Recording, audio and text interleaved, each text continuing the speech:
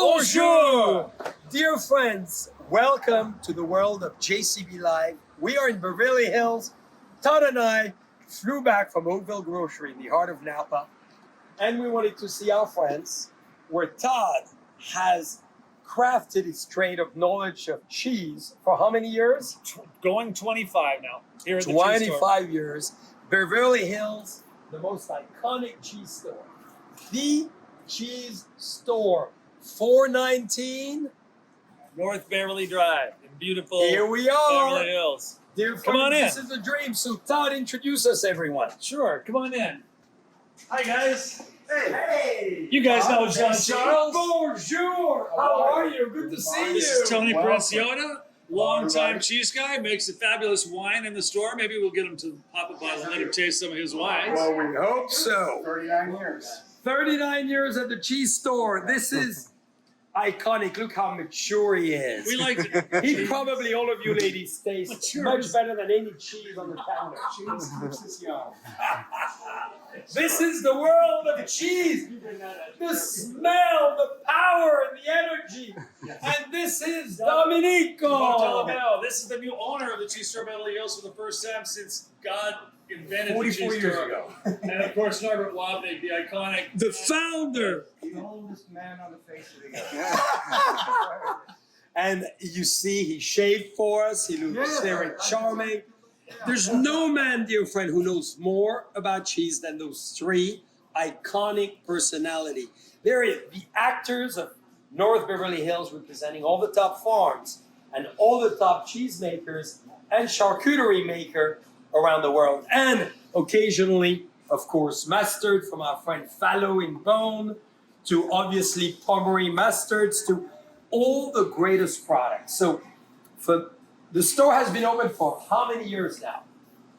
It opened in 1967. You were not born. I'm afraid I was already 50.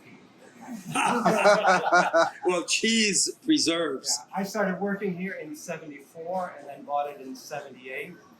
And I've been glued to this spot ever since. Well, that's why you look so young and healthy, isn't that's it? And this beard, right? Yes. So, dear friends, you met my dad.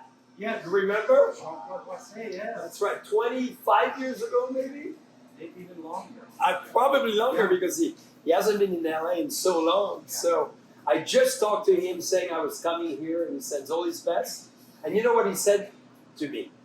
When is he coming so we can have Epoisse and Amour de Nuit We will. and Délices de Pommard in Beaune or Nuit Saint-Georges? It would be my pleasure. So, as you're never retiring though, are you? It doesn't look like it, no. That's right. Tragically, no. But you know which is so cool, and we'll be talking about this around the table and tasting, the continuity of one incredible, phenomenal food lover and promoter of cheese to the next. So how did you decide together to continue this Sort of vision? a natural progression, you know. You have to develop. You have Yeah. to keep changing. You have to become something au courant. Yeah, au courant, yeah. That's what we do. And why did you decide to want to take up this challenge? This Dominic? was by far, when I first started working here, this place was amazing. Having grown up in New York City, I was like, wow, something so specialized, so specific, product that you couldn't find anywhere else. That's I right. came in, I met Norbert, and I just learned by watching. And little by little, I saw how the store was evolving, and it just became something that I could not have it be any other way. Like, it's such a part of me, it's ingrained in me, that I fell in love with it from day one. Wow. I mean, look at Tony over there.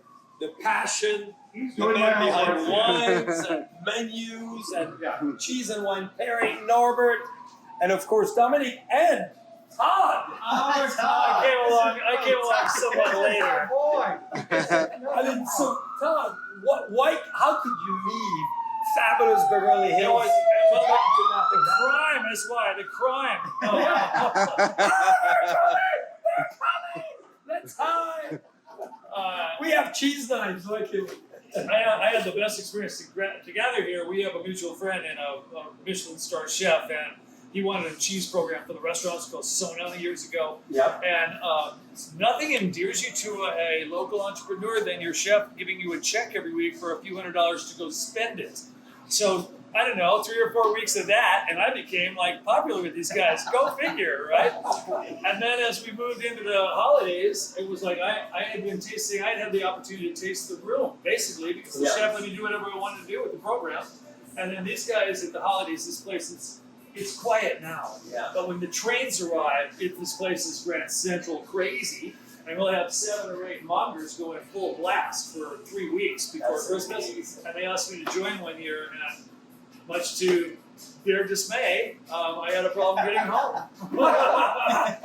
So, and we play some music together too. It's a very musical store. There's basically a Beatles setup upstairs. Norwood plays. It's one of That's right. You're the big. plays. What instruments do you play? What doesn't he play? I think is a better way. A little bit of, guitar, piano, bass, drum. And do you think to age Cello. better? I'm going. You're still No, there's still more. Violin, Ukulele, banjo. harmonica, ukulele. So, Hey, Nora, do you play to your cheese? Because we play music to wine. Yeah, So do you well, think I cheese mean, need music to? When Todd was here, we definitely did that. Oh yeah, there were evenings. And you can see, dear friends, this is the energy of Beverly Hills. So, is there a favorite cheese that you all have? Does that exist? Oh. Is that possible? I mean, I'll speak for myself. It's hard to have a favorite when you love it so much. I mean, I think you have more of like what you're in the mood for versus a favorite. But I mean, we love food. I mean, we love cheese, and of course, we love food, right? So it's kind of hard to have. like a favorite kid. Yeah, right. Like, Choosing between which children. one's annoying you? If it's annoying you, I don't want it. But if it's behaving, I think it's perfect. If it's in condition, I like my It's usually perfect. the newest one comes in. That's true. Wow, this is incredible. That's what And that still happens. There's still new cheese. Oh, coming out. constantly. It's the fresh shows when they first come in from France. These Yeah. guys. When they first open up the box. These guys that we have to Wow. Show us. Look at those guys. That's just gorgeous. Oh, oh. These are going on the virtual tasting. Every month, the store does a virtual tasting. You should feel free to sign up. We don't do one, so it doesn't matter if you do it until we have one. You should sign up with theirs. But this one is one of the great ones because No, you should say we. We're doing the Loire Valley, and it's one of the great tastings. It starts up near the top of the hill where you have these tight little, beautiful little Crottin de Chauvignons and Chauvignon and Sancerre, and then you follow the river down the hill to the beach, and by the time you get to Nantes, there are these rich Minchevs and Chenons and beautiful. It's just too nice a taste. Really good It's a taste. shame he doesn't get wrapped up in violence. That's right. Hey, so what do we? You know what is amazing as well, as you're all going to discover shortly. We're going to taste some wine. Those gentlemen are very, very knowledgeable in wine, and this is so great for us when we bring wine for them to taste because we know if they're selected, it's going to be so well paired and represented. Because we think, okay, you put cheese and you have a set of wines, it's going to be easy. It doesn't always work, and I found myself now a lot in Napa Valley and tasting Napa Cab. It's the tough one, and we will pair it together today. They will show you how to do it, but it's one of the toughest I find to pair. Napa Valley Chardonnay. It is. So you will tell us, but what do we have here? This is a really very special cheese that we actually import directly from Italy. It's called Robiola Incavolata. So this is, Incavolata means wrapped in something, and this happens to be wrapped in cabbage, but it's a seasonal cheese. So depending on the time of year, it could be cabbage, radicchio, leek, and it's made of sheep, cow, and goat's milk. It's really special. Wow. Hey, we should probably one to Todd so he can describe. And we have beautiful Kelly Vance with us. So we need to have, look at that, Dylan, a gorgeous lady's opinion. Thank you. Well, I shouldn't. But, so before we describe the cheese, you guys are very thin.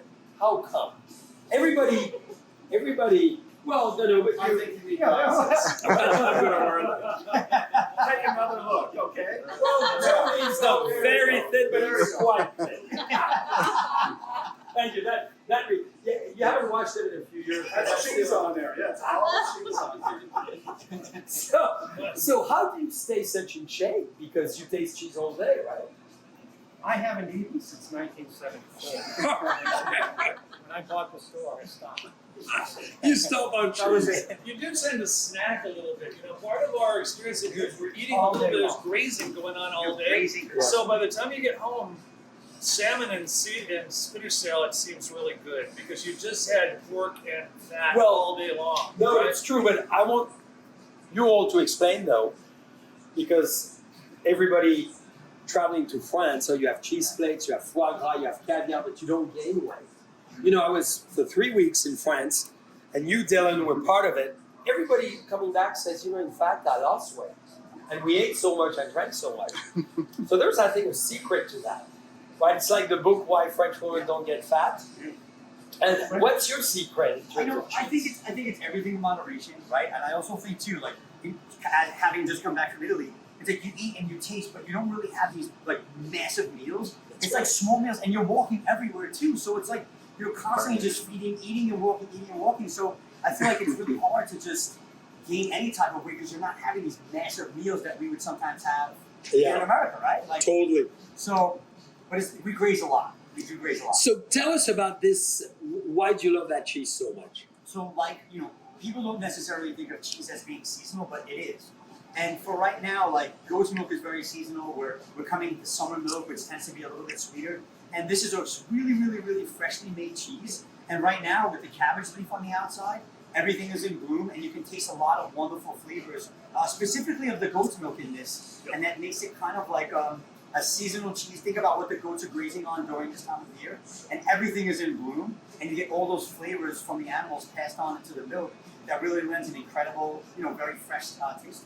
Wow. Dominic really turned me on to Robiolas in the first place. They tend to be mixed milk, small, handmade, and from Lombardy, northwestern Italy, right? Yeah. And for our purposes, like occasionally we've had the cabbage in there, but we have a few Luigi Dufanti's 3 milk Robiolas Yeah. that are great. There's also Messina, which is kind of like the village cheese from there. That if you let it ripen properly, it's like this floral explosion. And we've tried it We together. have There these, we go. we have these in there, and they're handy for picnicking in our neighborhood. These cheeses are perfect. You can take it; it's the one cheese. Which I love, dear friend. So let's go back. Give us, before we sit down, Yeah. how you've organized the store. Because there's a rationale, dear friends, in cheese. This is not just... Norbert will tell you all about it. But there's a way you've organized it, which I find is brilliant. So please. So predominantly the way it's organized, and I take no credit for this at all. I mean, Norbert is the one who had it organized, and it makes the most sense, right? Some cheese stores you go in and they organize it by country and location and stuff, but I feel like that's so hard to do. And one of the things that made the most sense to me, and remember, there's overlap, of course, but one of the things that made sense to me was to organize it by milk. And you know, like I said, Norbert's done it the best. But so over here we have predominantly cow's milk. We try and stay with some soft ripening cheeses that need to be refrigerated here in this little case. Back here typically tends to be some of the more alpine cheeses, some Swiss, we have some Dutch. Vivo Reggiano tucked in the corner because it needs to be highly accessible because it's one of the most popular cheeses we carry. Still today. And you have Comté, mon ami. In Yes. several different ages too, right? 6, 16, 12. 12, 18, 24, 36. Yes! Yes! The Jura cheese, dear friends. And then Forgive me. Sure, and as we progress, we keep all of our stuff pretty here. In this case, along with our buffalo mozzarella and some of the fresher cheeses from Like Italy. this, what is this? This is amazing 36-month aged prosciutto from Parma. Please. Can we try? Please. I'll try the smoke. Of course. Wow. Do you smell as well prosciutto? Of course. I love I the smell aroma. everything I eat. So describe that one for us. So this is one of my favorite producers in Italy. This is Devo Diete. This is the Maria Luigia brand. This is a 36-month aged prosciutto from Parma. This specific producer has the Parma River running underneath its cane caves. It makes the most amazing, it lends the most amazing flavor and humidity and temperature for actually aging these hangers. I'm quite impressed. Do you do San Daniele as well? Yes, of course. Of Of course, we do San Daniele aged from 20 to 24 months as well. Big fan. Yeah, guys. I love it. And I love having them both to taste the difference. That's right. In this middle case here, we have a lot of the fresher cheeses, mainly fresh chefs. But you'll also see tucked away on top, incredible triple crams, double crams, bries, Classic brie. That's Brie de brilliant. We have some of that. That's from where? The Donge on Of top, course. And this one? the Mo on the bottom, Mo, the very classical, Yes. iconic. the Lys de Bourgogne, Pierre Robert, fromage dauphinois, Brie at Séverin. And Brie à Savarin for my friend Christian Delin. Can you believe we went to kindergarten school together? Christian, hello from Beverly Hills. Those friends are your supporter. And we're still very close friends today. I love it. That's a great So, you know, I was born in Vougeot, and he is in Gilly-les-Citeaux, which is a mile away. And they just built a new creamery, fascinating place. So when you guys come and see us in Burgundy, we'll go and see that. Because it's Those are great. beautiful Great place. cheese. I Yeah. love that. And then what do we have in the front? So in Because front we have all the fresh chefs that just arrived, along with some other soft ripening cheeses. But this is predominantly all of our French, all of our French goat for sure, as well as some other fresh cheeses. That are the French still good at making cheese? They are incredible, by far some of the best producers in the world. Absolutely, and really, when you talk about fresh chef, Yes. there's no one that does it better. Really? There's no one that, in my opinion, the fresh chefs. Well, you had me try Gouda earlier. Yes. I still was impressed with the Dutch, Yeah. maybe sometimes. Was it a Dutch Gouda or French No, Gouda? it's Dutch. It's Dutch. Yeah, They yeah. copied the French all the time. That's what the Dutch say. Well, In the well, back, in the back over here, we have a lot of aged cheddars, some from America, some from Canada, and we also have a lot of English cheeses. So we have some Stiltons, we have Cheshire, Gloucester, double Gloucester, Cotswold, English farmhouse cheddar. God, he knows his stuff. Why don't you talk about your favorite? Oh, a great olive oil. I know those people. I bet you do. Moulin Corny, this is a great Yeah. one. Wow, you guys, absolutely. So, a lot of the Basque cheeses, Basque sheep's milk, I love sheep. When you ask what's my favorite cheese, that's really hard. But the cheese that I come back to all the time, Yeah. Manchego. Of course. Yes. Simple, very simple Manchego. This is from Sardinia, done with truffles, called Moliterno. Hey, tell me about this one. I love. Look at this, dear friends. This is called Wow. Fioretto. Oh, Italian. Yeah, They are pretty good at cheese making. fair. Fair. Yeah, they've done it a couple of times. Yeah. But I love when you said Basque. I was He going to will never expect give it. credit. Just won't do it. But look at the beauty, dear friends. Look at the beauty of that display. You want to eat it all. Well, that's the idea. Well, So this is like super hard. yeah.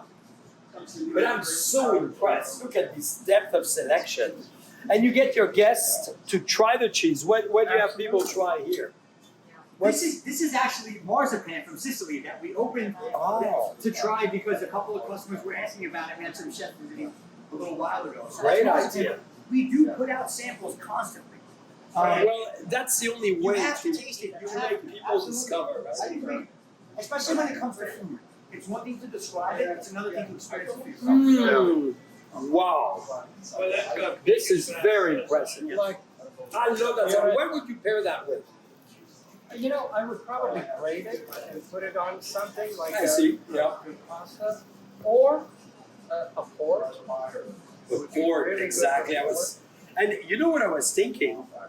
And maybe it's really out there because you have Côté. We have a lot of Jura wines. You know, Jura could work with that.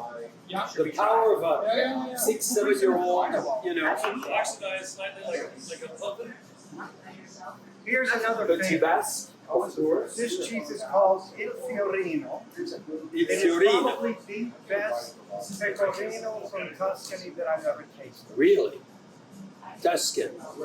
I'll give you some for a cameraman. Thank you. Kelly, you're missing an amazing cheese. Yes, I need that. Is that smooth? Wow. Look at the size of the wheel. And it comes in these beautiful boxes. Same logo as the Loach. Maybe we should do a partnership with those guys. The Loach Winery in the Russian River. Gorgeous. I like cheese that needs a little salt. Like this needs a little salt. gives you the option of adding a little salt. Right. And it's like and so the freshness and fruitiness of these cheeses is pronounced. So you gentlemen need to know my grandparents were fanatic of Comté cheese. They would drive to the producers of the Jura, come back. They were, you know, Not good. very, very comfortable in their weight. Kind of like But, yeah. And you know what happens? Butter, bread, Yes. butter, Comté, sea salt on it. Mm. Oh! It was like an orgasm. Yeah. And I would have a whole baguette. Butter, bread, and the blues. Oh. Oak floors, the different oak floors, the Zolas, ash blue from Bavaria. Yeah, that is it from Bavaria? Wow. Yeah. Oh, interesting as well. And what about this one? This is Oniti. This is Basque. Yeah. Oniti.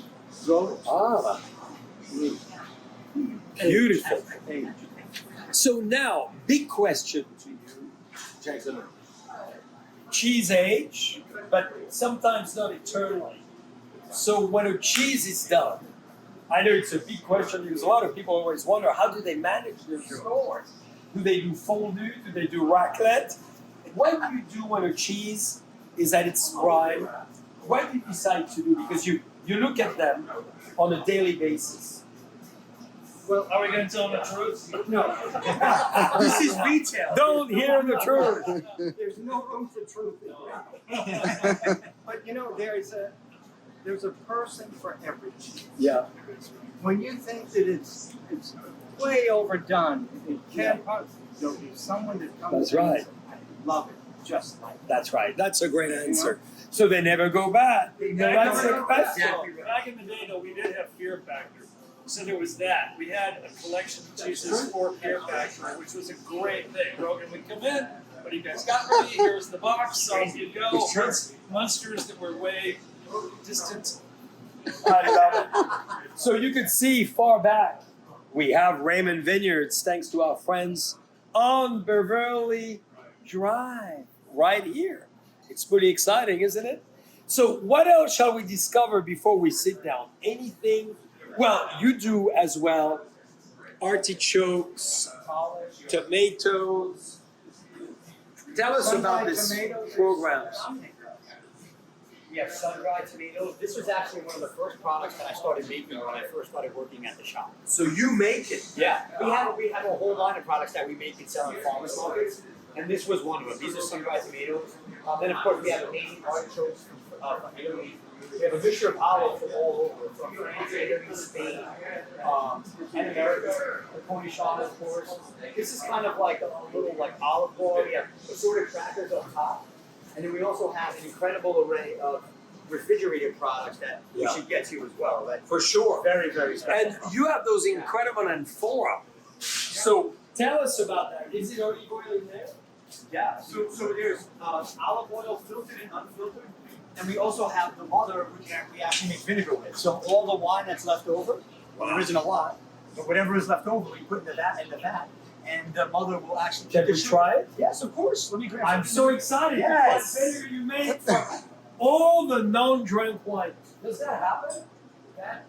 I thought you finished Most every of it, bottle. yeah. But you know, every now and then there's a couple of thoughts. Hey, it feels good, dear friends. We're in the back of the counter. We are in Beverly Hills, the most high-profile place on the planet, and we are talking cheese and wine. Is there? It's our pleasure. Wow, I'm so excited.